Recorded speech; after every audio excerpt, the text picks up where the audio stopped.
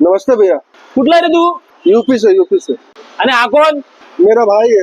नमस्ते नमस्ते। काय चालू करणार तू? पिज्जा का दुकान चालू करना है सेठ। एक जागा आहे पण रोजचे 500 घेणार। हा हाँ चलेगा सेठ। चालतंय, येतो तुम्हाला। हाँ सेठ।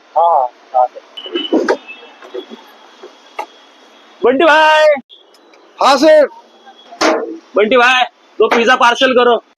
ले लो दादा। और बाकी सब ठीक है ना? चलियो का? काय अडचण आली की फोन कर। हो शेठ, अरे सुमित भाई, लय मोठा माणूस हा, मनानी पण आणि पैशानी पण। और कैसे हो? कैसे है? बढ़िया। आपलं छोटस घर आहे ना, हा?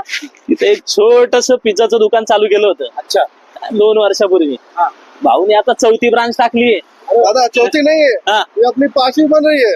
क्या बात कर रहे हो? बंटी भाई, अभी तो तू शेर बन गया। दादा हाँ। आपका आशीर्वाद है, बस हाँ, आपका भाई। हाथ होना चाहिए अपने ऊपर। भाई, तेरा भाई किधर है?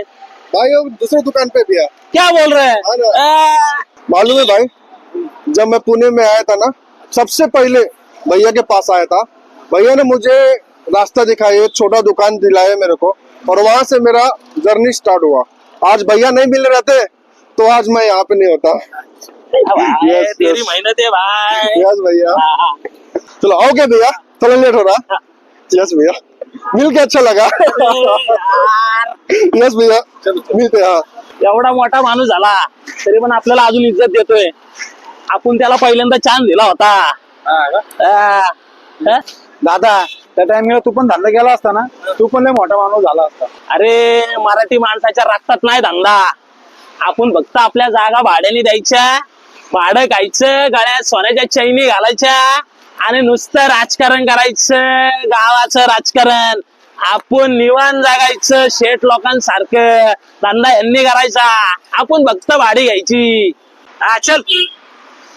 तुमच्या रक्तात काय पाणी आहे का? तुम्ही नाही धंदा करू शकत का? हा?